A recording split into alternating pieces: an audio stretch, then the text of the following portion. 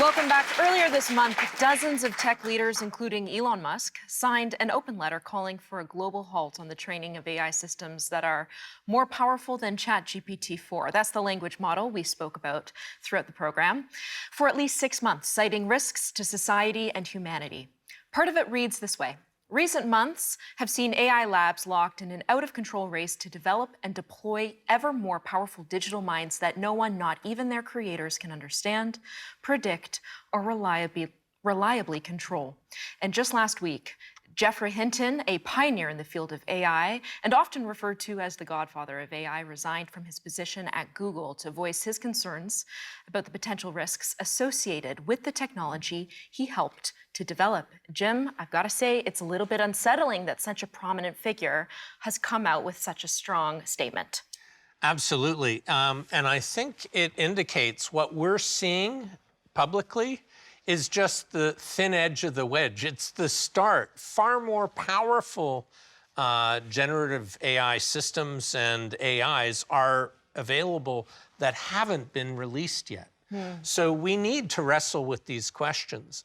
One of the things was really interesting for me before the break was this notion that the platform should be responsible.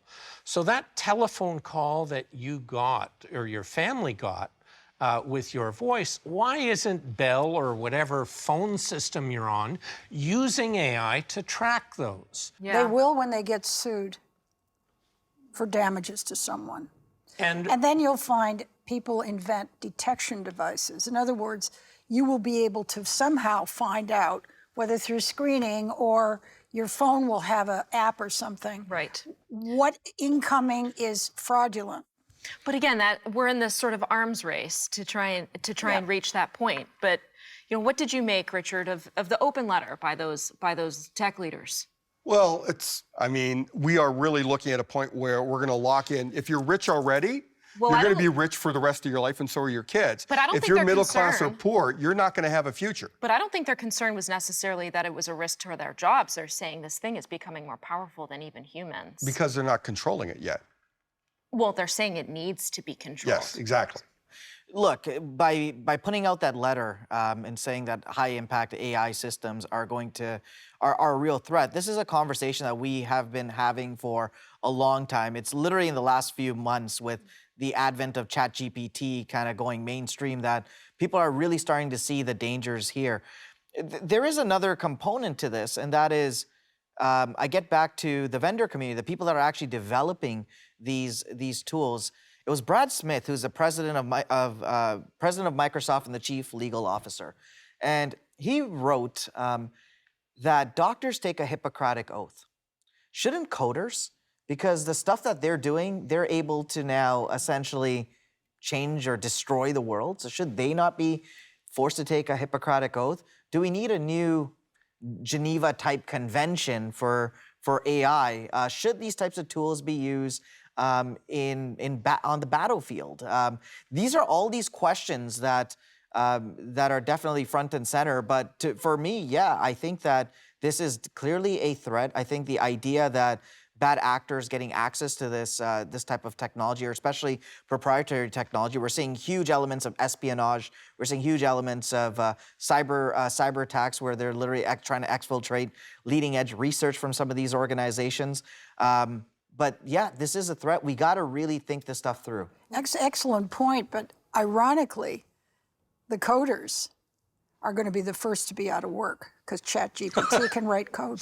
Yeah. And it can teach itself how to improve the code it's written, or it can improve on what it's written and already improved.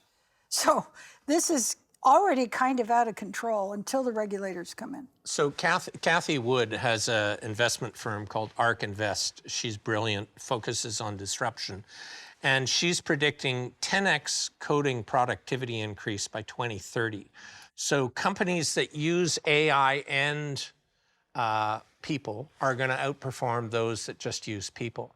Now, there are some dangers, like you can't put any proprietary data into ChatGPT. Samsung did it, and their secret code is all public, very problematic. But we're going to end up seeing sandboxes. In other words, it's an installation of an LLM, but it's not connected to the internet. And you can play with it separately so that your data isn't released into the wild. A baby chatbot. A baby chatbot. That you control and monitor. Yes. That's so we're going to interesting. see people play in sandboxes with this technology. We've been talking about risks, and one thing that we haven't touched on is sort of the ethical dilemma when you take human emotion out of decision making. And maybe we'll get to that next because we're out of time for this segment. So there's more after the break. Don't go away.